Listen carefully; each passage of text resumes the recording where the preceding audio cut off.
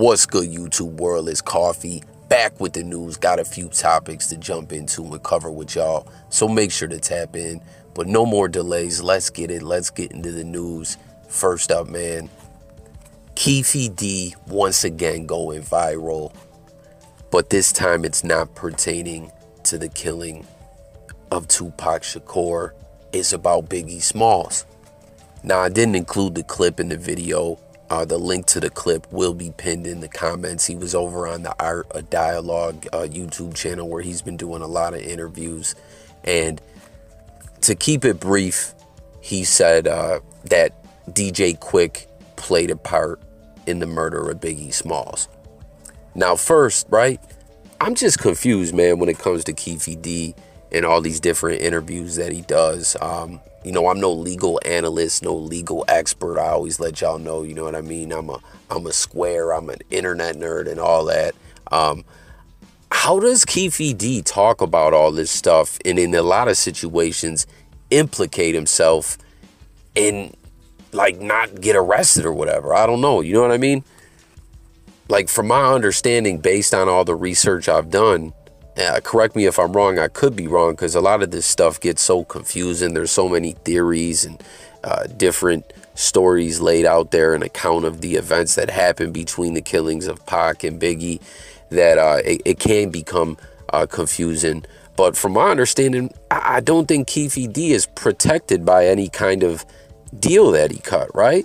I don't know. Y'all tap in and let me know if I'm wrong. Like, I know, or I'm pretty sure Keefe D has cooperated with the feds.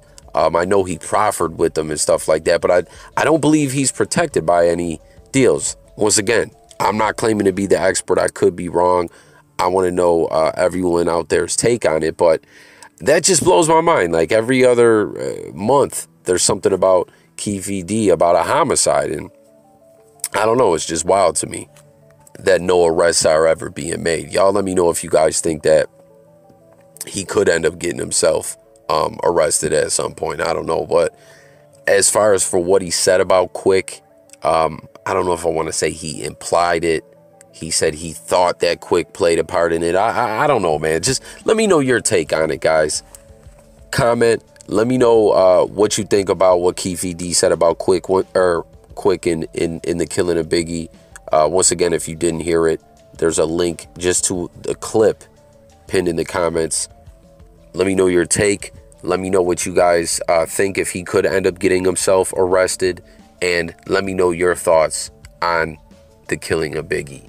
You know what I mean? Tap in and comment with all that. Then next up, man, we got Dave Chapelle, who, you know, I covered it on my channel. It was all over the news about Jay-Z being inducted into the Rock and Roll Hall of Fame. You know, he shouted out Dame Dash. That's huge news right now, that it seems there may be a Rockefeller reunion on the way. But Chapelle did the induction honors, gave a speech, a great speech, honoring Jay-Z and the hip-hop culture and music culture and things like that. But check out this clip of Chapelle while he was in attendance at the Rock and Roll Hall of Fame, meeting up with a legend that he was very happy and honored to meet.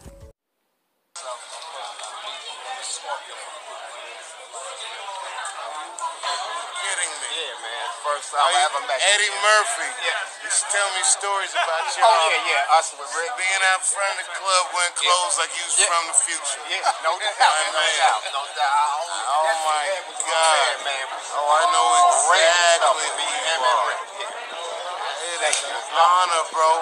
Thank you, You heard what I said to Jay. Oh, I heard, man. Boy, does that not apply to you. Man. My man, Stan Lathan, that directs all my specials at Beat Street. Wow. There you Directed it. There you go, man. I just want to say what's up, man. It is an honor to shake your hand, brother. Thank you for that, man.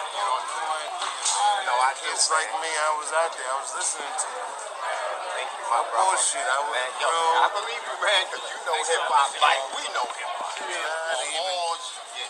What these boys from New York did. Man. What did I say tonight? American pie ain't made out of apples. Right. It's made out of whatever you give. Yeah, get your hands on it. Yeah, my man. Yeah. If it's your parents' records, and that break beat or that sample you found. So y'all saw that there, Dave Chapelle meeting up with the living legend, Scorpio of the Furious Five, you know, Grandmaster Flash in the Furious Five. And you see Scorpio was just as honored to meet Chapelle as Chapelle was to meet him. You know, the respect and honor was reciprocated by both sides. And you heard Chapelle talking about how, you know, Eddie Murphy, I guess we'd say one of Chappelle's big homies in the comedy game, you know, told him how back in the day they used to chill at the club and everything. And Scorpio would have on this futuristic clothes, like his swag, his style, his fashion sense was out of the future. He was doing next level type stuff. And that was a pretty cool moment to just see, you know, the two legends link up. You know, obviously the Furious Five is a little before my time, but, you know, I'm familiar with their music. I, of course, know who they are. You know, it's kind of funny. I don't know why this popped in my head, but if you guys remember back when the whole Joe Budden situation went down with Hans or whatever, a Wu-Tang affiliate, you know, when Joe Budden got snuffed way back, which resurfaced in the news lately where Mickey Fax was talking about it and everything, and it led into that whole situation on Drink Champs and all that. Besides the point, but y'all know what I'm talking about. Back then, that whole situation originally kicked off by Joe Budden, you know, taking issue with a media outlet, a hip-hop media outlet's brackets that they made, like a March Madness Top 64 or whatever, you know, their version of the NCAA tournament, but for the greatest rapper of all time. And Joe Budden, you know, said some things about Method Man and stuff like that, people that were ranked ahead of him on the list. And him and Joel Ortiz were of Slaughterhouse, you know, were looking at the list and said, man, Cowboy, who's Cowboy or whatever. And I just remember when Joey got on the radio and was being interviewed by Ed Lover, they were like, man, you don't know who Cowboy is of the Furious Five? Come on, Joey, what's wrong with you? And then Joe Budden was like, yo, as soon as we cut the camera off, I was like, oh, that Cowboy, he's passed away, R.I.P. to that man. But Joe Budden was like, he's passed away, that's why I was confused. I thought it was rappers alive, or I don't know. It just happened to pop in my head as we're talking about another member of the Furious Five. But hit the comments, guys, with your thoughts on the legends linking up there. Isn't it great to just have, like, Dave Chapelle back around in the limelight? You know, he was gone for so long, and it's just been good to have him back around. You know, all this BS controversy as of lately. Like, come on, man, leave the GOAT, Dave Chapelle, the living legend, alone, you know? Then also in brief news, man, I don't know if you guys saw Cmac, the Loke, you know, the viral sensation, just did another episode of No Jumper. He was on there with Adam22 and Trapzilla. And, you know, I guess his album drop, Adam22 was sharing that he bought it, a physical copy, for $55. You know, Cmac had to make it that price, right? But they actually announced, though, that Cmac is a member of, like, he's under the No Jumper umbrella now. You know, he's on Team No Jumper, I guess, doing like freelance work for No Jumper. So that's a big deal for Cmac. You know what I'm saying?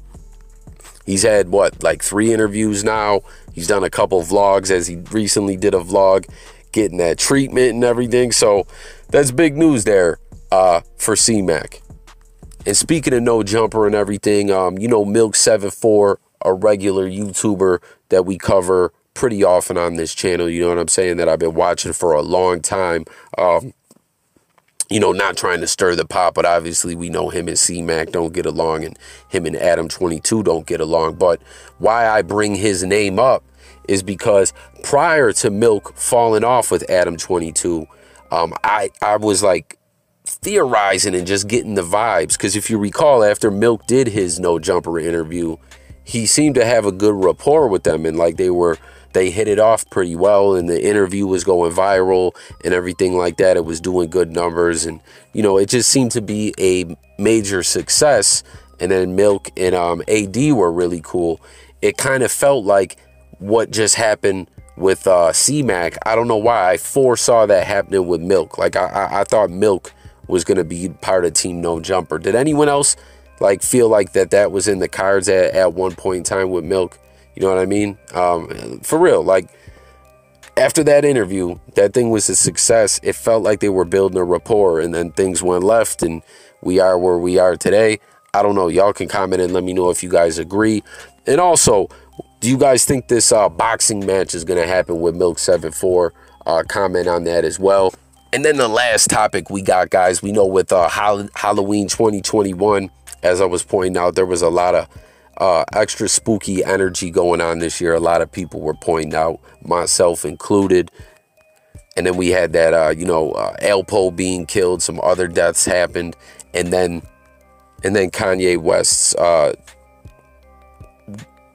bugged out Sunday service, to call it the least, with Marilyn Manson and Justin Bieber. I don't even know what to call that, man. I'm telling y'all, I think that was some kind of evil ritual. Dead ass, man. If you ain't seen my video on that, go check that out. I'll put the link in the comments for that one as well. But how about some cool Halloween news, man? Check out another living legend, Nas, dressing up as Scarface for Halloween. I thought it was pretty dope, man. He went all out with the costume, and then you see the little footage of him performing. This was cool, man. He performed in Mine from, actually it's Mobb Deep's track, R.I.P. to Prodigy, that featured Nas off the Murder Music album. And the song sampled a beat from Scarface, which was fire, man. When it comes to Scarface being sampled in hip hop, people always think about Rick Ross, Push It to the Limit and all that. But if you ask me, man, the dopest Scarface sample is It's Mine, Mobb Deep featuring Nas. Remember Cameron did the Rush Get the Yayo as well. I don't know. Let me know what you think about the Halloween costume, your thoughts about Halloween in general. Like I said, go check out that other Halloween Kanye Twisted Sunday service jump off. Link will be in the comments as well as the link to the Keefy D clip.